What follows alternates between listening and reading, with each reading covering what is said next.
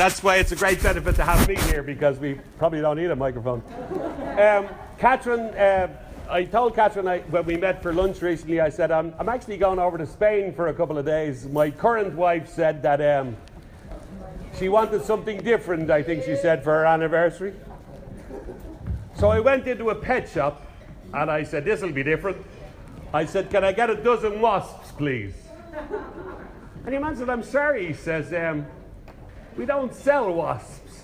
I said, you have them in the window. You know, it's one of those things.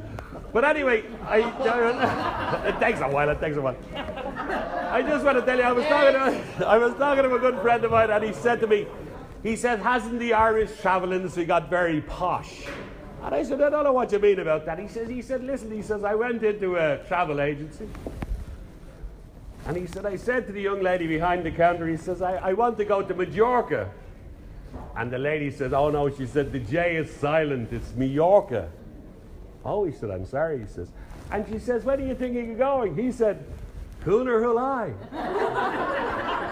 But he said, it's not just the travel agents that's gone like that. He says, I also went into a cake shop.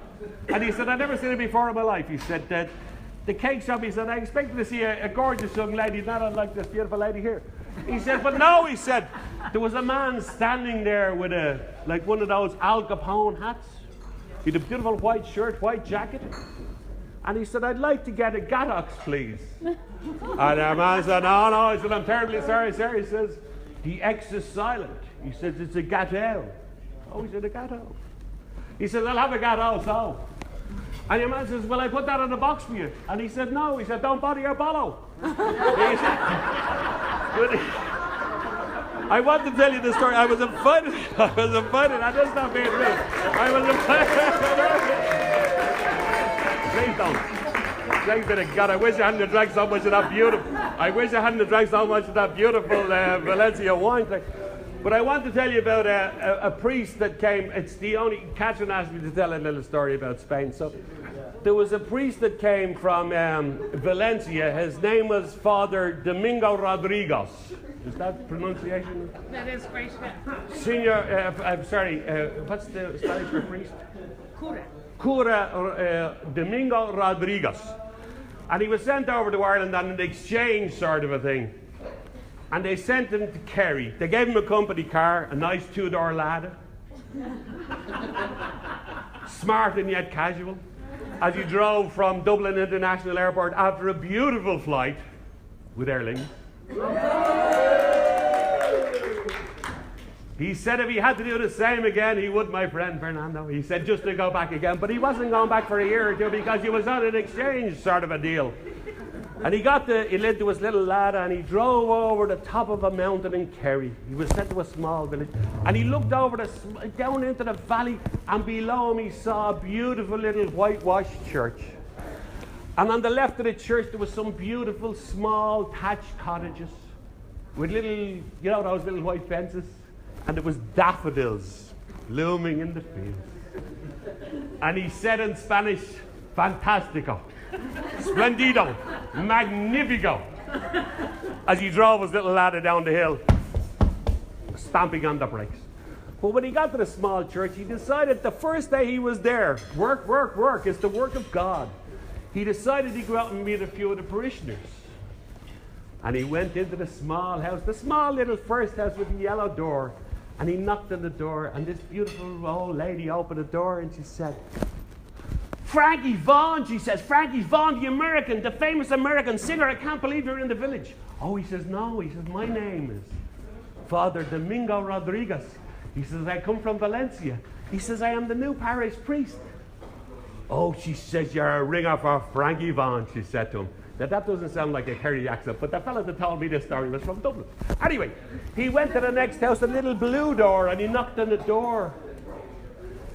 And this old lady came out and she said, I don't believe it. She says, Frankie Vaughan here in our village in Kerry. And he says, no. He says, I'm Father. He says, I am Father Domingo Rodriguez. He says, I come from Valencia. He says, I just arrived in the parish. I came to say hello. Oh, she says, you're a dead ringer for Frankie Vaughan. Well, the next house he knocked on had a little red door. And God knows we all love a little red door. And he knocked on the door. And this beautiful lady 25, 26. Seems like only yesterday. She opened the door in this small little negligee. Remember the days, Des Abbott is a great memory. She opened the door in a small little negligee. She had blonde curly hair. And she said to him, Frankie Vaughan. And he said, give me the moonlight, give me the girls, and leave the rest to me. Anyway, there's a lot of stories I'd like to tell you, but if I will, I know because we've no more about. But listen, it's one of Des Abbott's favourite stories. So he insisted. He said, if you're talking to people, he said, tell the one about the fella that came home from his work. It's just sometimes that men don't notice. He walked home from his work. He put the briefcase down beside the hall table. God knows when I told this story to Des, the telephone used to be on it. You know, the little black table with the white legs, and and his wife came bounding out of the kitchen and she says, well, honey, do you notice anything different about me? And he said, of course I do, darling. He says, you got beautiful new shoes. He says, boy, oh boy, do they show off the petiteness of your gorgeous feet. She says, get the hell out of here, she says. He's recording this. He says, get the, he says, those shoes, she says, I wear those shoes playing volleyball with the girls. He says, I don't know what it is. Oh, he says, you got a new dress. He says, it's magnificent. It shows off the gorgeous curves of your little petite body. She says, for God's sake, I wore this dress to your sister's wedding 3 years ago. Oh, he said, how did I not spot it? He said, you got your hair done. He says, I love the little curly whirlies when you came down together in the kitchen. He said, I love it, I love it. She says, my hair's a mess. I haven't had it done for weeks. He says, well, I give up. What is it that's different about you? And she says, I'm wearing a gas mask, she said. She was wearing a gas mask. I know some of the younger people don't know what a gas mask is. But anyway, listen. I continue on because it's the week of the Masters, and normally when I meet Catherine, one of the great golfers of Tiggs, I tell stories about golf. So just because the Masters, and I've skipped a few, God knows I've skipped a few because I'm sure you're exhausted, but I'd like to relate this story about a friend of mine whose wife said to him, if I die, would you get a new girlfriend? And he said, no, I don't know, maybe I would, maybe I wouldn't, maybe I might, maybe I wouldn't. And she says, and if you did get a new girlfriend, would you take her out to play golf with with our friends? And he says, oh, well, I might not, and, I sure, look, I don't know, sure, there you are alive and well, and, why would I think about this? And he said, would you go to dinner with our golf buddies on a Saturday night like we do? And he says, look, I don't know, honey, there you're fine and you're well and everything. And she said to him, she says, would you? She says, let your new girlfriend use my golf clubs? And he said, no way. He said, she's left-handed. Give me the minute. Listen, I've got on it. I wouldn't like to put